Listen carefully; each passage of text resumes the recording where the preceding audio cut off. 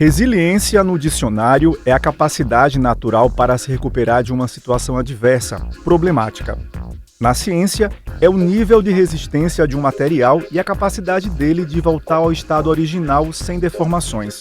A psicologia trabalha esses conceitos ligados às emoções. A resiliência é uma habilidade de lidar com as adversidades da vida, com os problemas, com os desafios. Então, uma pessoa resiliente, ela vai passar por essas situações que são mais difíceis e delicadas de uma forma mais leve, mais saudável.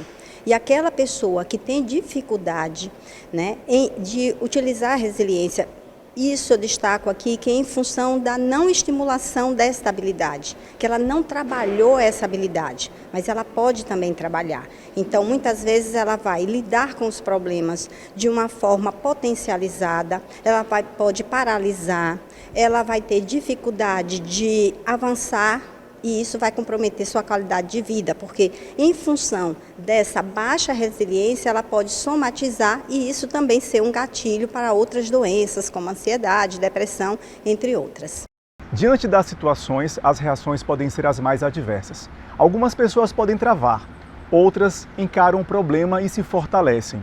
Mas o mais importante é entender que a resiliência pode ser adquirida. Ser resiliente passa também por a pessoa ter um grau de otimismo, de saber, eu estou passando por uma dificuldade, mas essa dificuldade vai ser superada, de pensar o positivo, de ter laços com as pessoas, de ter vida social também. Então, uma criança que ela é criada, eu digo assim, para a família e não para o mundo. Então, ela muitas vezes é poupada do convívio social e a falta do convívio social faz com que você tenha dificuldade de ter empatia. Então, possivelmente, isso pode influenciar na sua capacidade de resiliência também.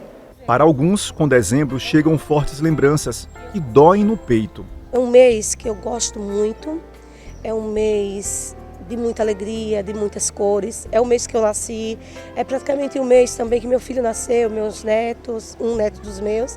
Então, assim, não é fácil para mim estar aqui hoje e a dor ela aperta.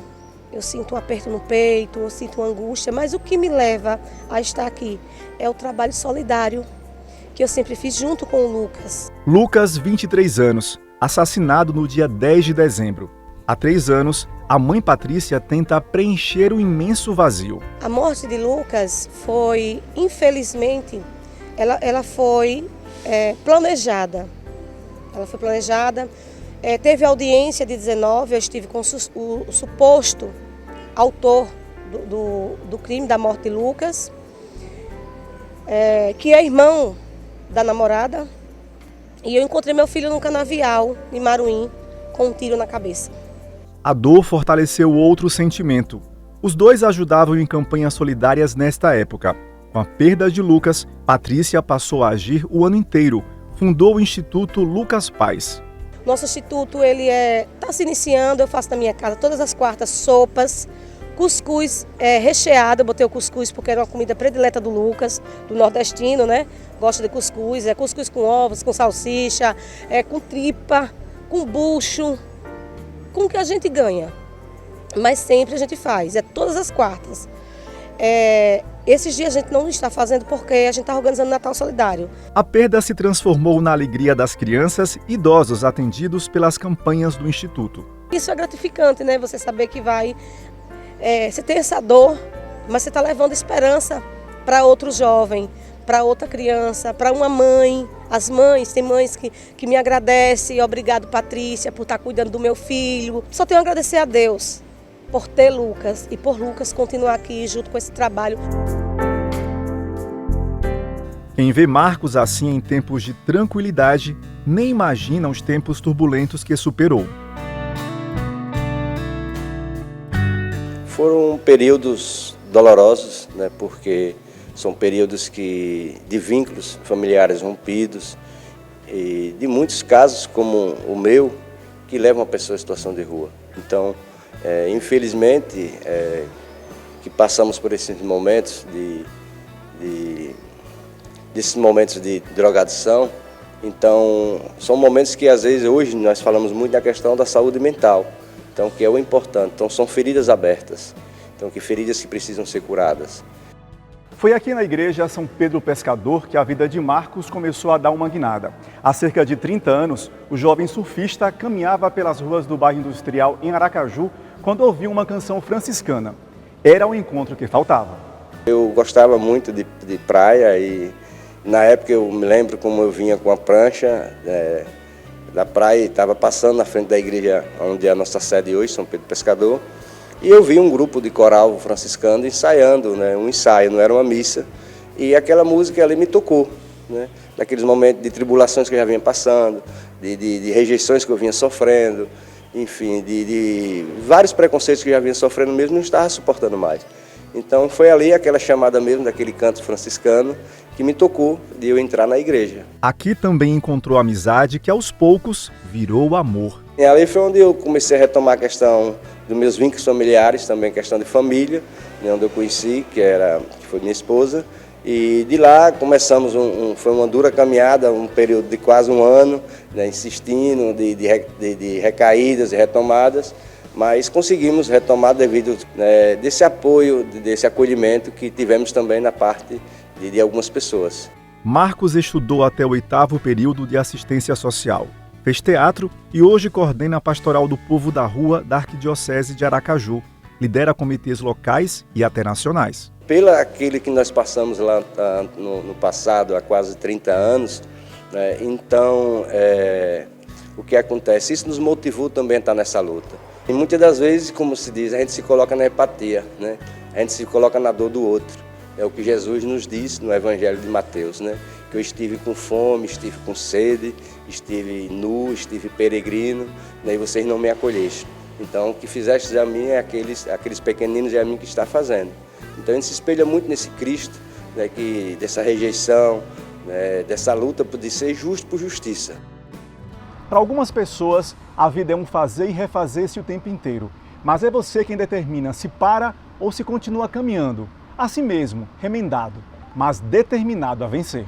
Eu me sinto essa mulher corajosa, essa mulher que enfrenta os desafios de frente, uma mulher que eu poderia usar um comparativo, né, da Fênix, porque várias vezes eu me senti, né, destruída, né, no chão, acabada, e eu precisei levantar.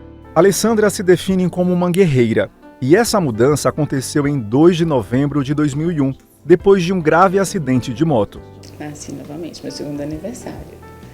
Um acidente grave de moto, eu estava na moto, né? A moto se deparou com um caminhão numa curva, lá no Conde, no município da Bahia, né? E eu fiquei 8 meses sem andar, né? Fraturei a perna em 2 lugares, né? O fêmur e a cabeça do fêmur, que me deixou 8 meses sem andar, 3 cirurgias, 14 pinos, né? 14 parafusos. E foi assim, renascer para conseguir reaprender a andar. Foram idas e vindas na sala de cirurgia, internamentos e fisioterapia. Tudo isso em meio à faculdade de jornalismo. Insisti em terminar minha faculdade com o auxílio dos meus pais, que me levavam todos os dias para a UFES. Ficavam esperando as aulas terminar e eu consegui finalizar o meu curso. Foi difícil, foi sofrido, mas foi uma vitória absurda, né? Porque,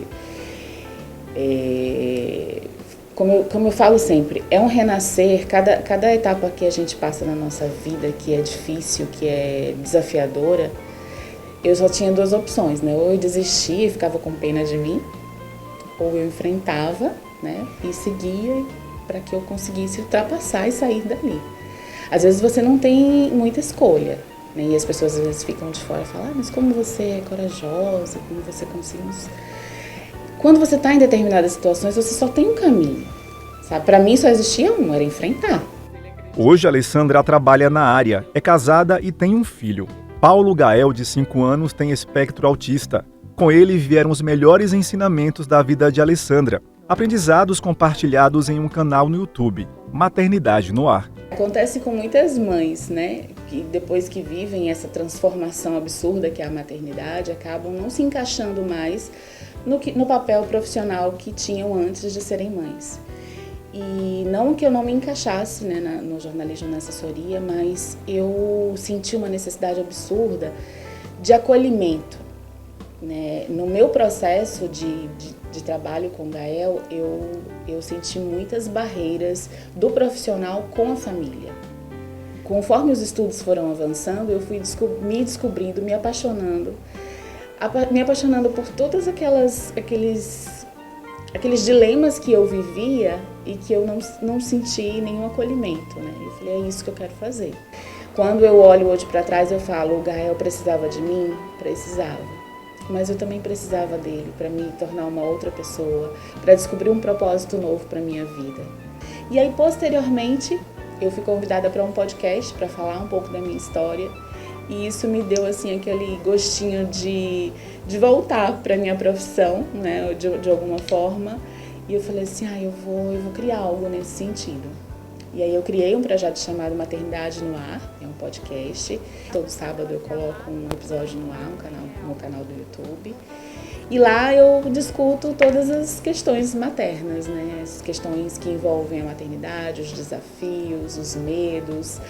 E assim, tem sido um trabalho maravilhoso, que eu me sinto novamente viva enquanto jornalista, me redescobrindo enquanto mulher também, porque quando a gente conversa, a gente faz uma terapia, né, junta. Então tem sido assim maravilhoso fazer esse trabalho. Patrícia, Marcos, Alessandra, histórias que podem se identificar com você, comigo. Jornadas nem sempre leves, nem sempre doloridas, mas que não se perderam da resiliência. Essa imensa capacidade do ser humano de seguir em frente.